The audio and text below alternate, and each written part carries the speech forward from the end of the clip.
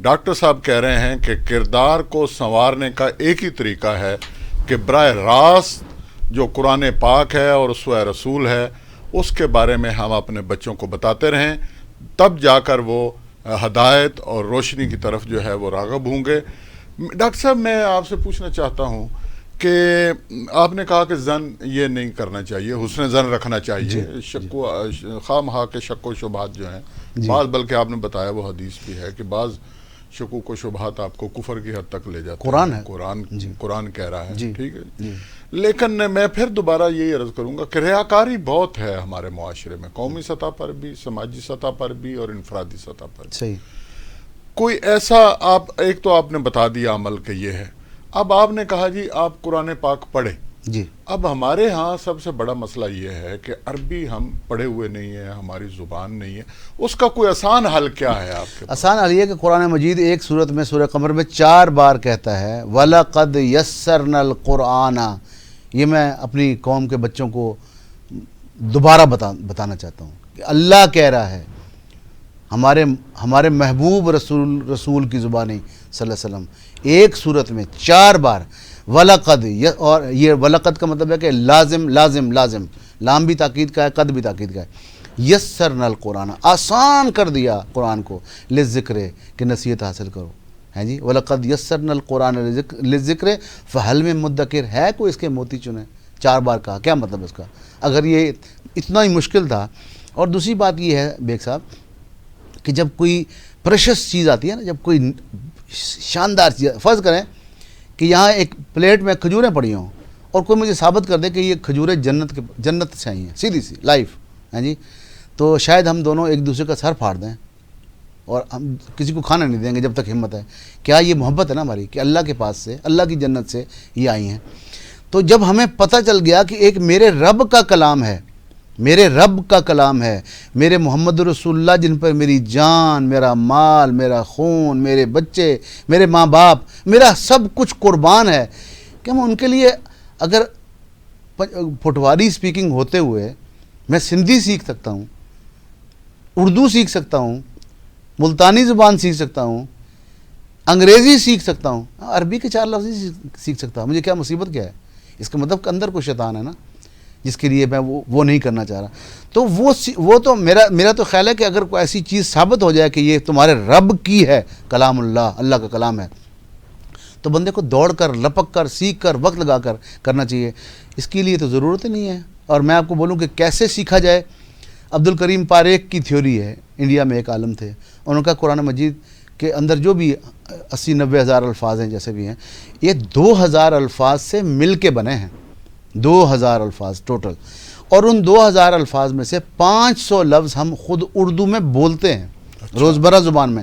تو ان بچوں کو لفظ کو توڑ کر چند چیزیں تو سکھانی پڑے گی نا، کہ جب واو آئے گا تو اس کا کیا مطلب ہوگا، یا نہیں ہوگا، یا اور ہوگا، ٹھیک ہے، یا قسم ہوگا، تو کچھ چیزیں سکھا کے تو آپ اس کو بتائیں گے۔ کیا فرض کریں آپ پڑھتے ہیں کہ الحمدللہ، بسم اللہ سے پڑھتے ہیں جی، بسم اللہ الرحمن الرحیم پڑھتے ہیں، تو بے ساتھ، یہ آپ کو سکھانا پڑے گا، عربی میں بے ساتھ کو بولتے ہیں۔ اسم اردو میں بولتے ہیں ہم، اللہ اردو میں بولتے ہیں، جب ال لگتا ہے تو دی کا مطلب آتا ہے۔ الرحمن اردو میں بولتے ہیں، الرحیم اردو میں بولتے ہیں۔ الحمدو، اگین میں نے کہہ دیا تمام ہیں، حمد اردو میں بولتے ہیں۔ للہ، لام کو بتا دیجئے، بچوں کو یاد کروا دیجئے کہ لام کے لیے ہیں جی، اس کو ساتھ للہ، اللہ کے لیے، اللہ اردو میں بولتے ہیں۔ رب اردو میں بولتے ہیں۔ عالم، عالمین، عالم اردو میں بولتے ہیں۔ مالک اردو میں بولتے ہیں۔ یوم اردو میں بولتے ہیں جی۔ الدین سمجھا دیجئے قیامت کے دن کو۔ آپ یوں چلتے چلے جائیں تو ایک پارے میں کہ یوں پڑھنے کے بعد ہیں جی، کلاس بنا لیں، 10 بچے بچیاں بیٹھ جائیں، ایک پڑھے، دوسرا پڑھے، تیسرا پڑھے، سنتے رہیں گے نا تو بات دماغ میں آ جائے گی۔ جب یہ ایک پارہ پڑھیں گے تو میں آپ سے بالکل وعدہ کرتا ہوں کہ یہ بچے 10 بیٹھے ہوں گے، 50 بیٹھے ہوں گے، یہ انشاءاللہ 1 مہینے کے بعد یہ پہلے 10 سپارے فر پڑ جائیں گے سمجھ کر۔ نہیں ڈاکٹر صاحب، آپ نے بڑی اچھی بات کی، دیکھیں نا، بڑی پریکٹیکل بات کی کہ، اور اس کے اوپر کتب بھی ہیں میرا حال ایسی بھی ہیں جن کا ترجمہ بھی لکھا ہوا ہے جی۔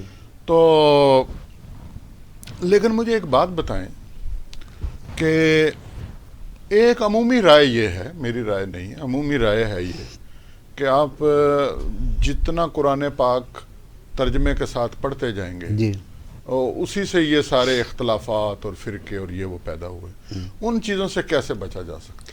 دیکھ رہے ہیں جی، قرآن پاک تو رب کا کلام ہے نا، یہ تو فیصلہ کن، یہ حکم ہے ہمارا. اور اس میں اللہ تبارک و تعالیٰ نے خود فرمایا اس کو کہ یہ فرقان ہے، یہ میزان ہے. اور جب تم کہیں پھنستے ہو اس کی طرف آ جاؤ. جب اس کی طرف آؤ گے، یہ تمہارے درمیان جو بھی غلط فہمیاں ہیں، اگر وہ تعصب نہیں بن گئیں، ہٹا دے گا، ختم کر دے گا. ٹھیک ہے جی. تو ہمیں چاہیے کہ ہم اس کی طرف آئیں، اس کی طرف لپکیں. اور میں آپ کو اگین بتاؤں بیگ صاحب، یہ 3 مہینے سے اوپر کا کورس نہیں ہے. اگر میں ڈٹرمنٹ ہو جاؤں اچھا کہ میں نے اللہ کے کلام کو سمجھنا ہے جی، تو 3 مہینے میں اس قابل ہو جاؤں گا کہ میں اس کو دیکھیں نا.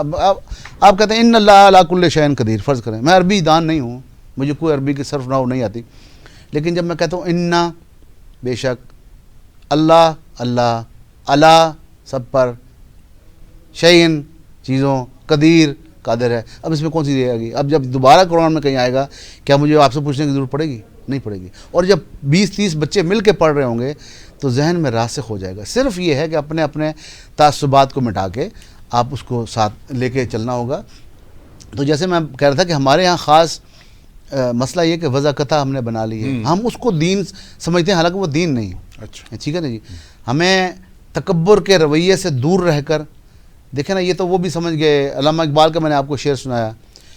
گرو نانک دیکھیں نا، یہ وہ تھے اپنا انڈیا کے جو گرو نانک تھے بابا جی، وہ جہاں تک آگے سکھ مذہب کے جو بڑے تھے، وہ تو اتنا وہ بھی سمجھ گئے کہ کی ہویا جو گیوں مسیتی، ہاتھ منہ دھوتا کرلی کیتی تے اندر بھریا نال پلیتی، دلوں پلیتی دور نہ کیتی تے تھمی وانگوں گیاں کھلو لینی ایک نہ دینی دو. بلے شاہ سمجھ گئے کہ حج بھی کیتی جاندے ہو تے لہو بھی پیتی جاندے ہو تے کھا کے مال یتیماں دا، اوے بھج مسیتی جاندے ہو تے پھٹ دلاں دے سیندے نہیں، ٹوپیاں سیتی جاندے ہو تے دل دے پاک پوتر حجرے اوے بھری پلیتی جاندے ہو تے فرض بلائے بیٹھے ہو. فرض تو ہمارا یہ تھا کہ بچوں کو سمجھائیں، ان کو اللہ کی طرف لائیں، اللہ کی، اور اللہ کے پیار میں یہ امت، یہ انسانیت بھٹک رہی ہے. وہ اللہ کے پیار میں آتی ہے، میں ان کو اپنے طرف لے آتا ہوں. ہاں جی، کہ فرض بلائے بیٹھے ہو تے نفلہ نیتی جاندے ہو تے دسو نہ ہو پولیو لوکو اے کی کیتی جاندے ہو. اور وہ جو ملتان کا ایک شاعر ہے بیچارہ، اس کا شعر ذہن میں آ رہا ہے کہ جتھاں سچے نمازی ہن او مسجد بھی ہے بیت اللہ، جتھاں سچے نمازی ہن او مسجد بھی ہے بیت اللہ، تو جو ملہ دیاں دکاناں ہن ان مسیتاں کو تو ڈھا دے وہ. تو شاعر کا اپنا انداز ہے، وہ کسی کو پسند آئے نہ آئے یا جیسے بھی ہے. تو کہا کہ ویخ بندیا آسمانہ اتے اڑ دے پنچھی. رولا ہے کہ یہ مسئلہ کیا ہے پھر؟ لوگ سمجھتے کیوں نہیں ہیں؟ چلو ہم تو شاید عربی نہیں سمجھتے، جو عربی سمجھتے ہیں، جو دیدہ ور ہیں، انہیں بھی نظر نہیں آتا ہے جی.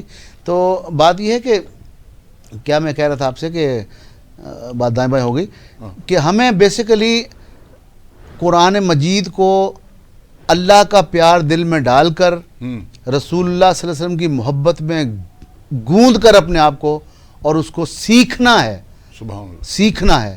ٹھیک ہے جی. وہ سیکھیں گے تو قرآن خود کہتا ہے ان ھذا القرآن یہدی للتی ہی اقوم. یہ قرآن وہ کتاب ہے جو بالکل سیدھی تیر راہ دکھاتی ہے. جب اللہ یہ کہہ دے، میں آپ کو 76 آیتیں اور بھی سنا سکتا ہوں ہیں جی، لیکن ایک ہی کافی ہے جی، ایک ہی کافی ہونی چاہیے. انما علیک البلاغ وعلینا الحساب. رسول اکرم صلی اللہ علیہ وسلم کو اللہ نے کہا کہ آپ کے ذمے پہنچانا، حساب ہمارے ذمے ہے.